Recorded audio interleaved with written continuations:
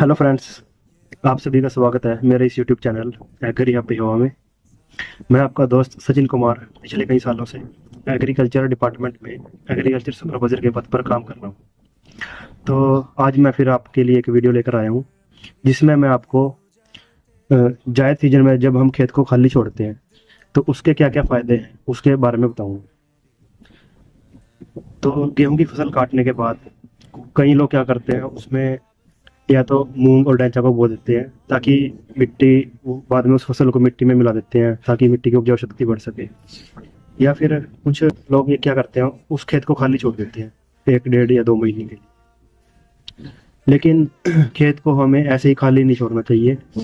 खेत में हमें जुताई करके फिर खेत को छोड़ना चाहिए, क्योंकि जुताई करने से क्या होगा, मिट्टी की जो नीचे की मिट्टी है वो ऊपर आ जाएगी और अगर बारिश हुई तो मिट्टी के अंदर पानी जाएगा और मिट्टी का जो पानी पकड़ने की क्षमता है वो बढ़ेगी।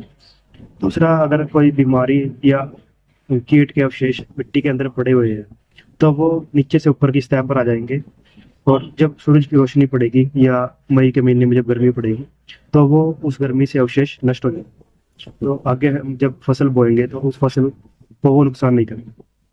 तीसरा, मिट्टी की उपजाऊ शक्ति बढ़ेगी।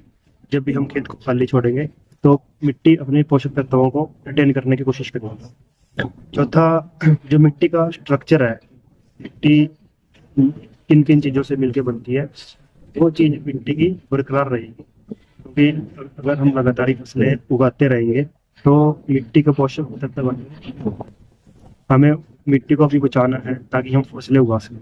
इसलिए हमें फसल को जुताई करके फिर मिट्टी को जुताई करके फिर खाली छोड़ना चाहिए ताकि हम पोषक तत्वों की कमी भी पूरी कर सके और मिट्टी की जो स्ट्रक्चर है उसका भी ध्यान रख सके।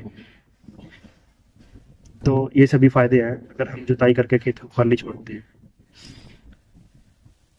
तो मेरी इस वीडियो में इतना ही। और अधिक जानकारी के लिए या कृषि विभाग की कोई स्कीमों को जानने के लिए आप मेरे इस चैनल से जुड़े रहें। आप सभी का बहुत बहुत धन्यवाद। और मेरे चैनल को शेयर करें, सब्सक्राइब करें ताकि मैं आपको और ऐसी जानकारी देता रहूं।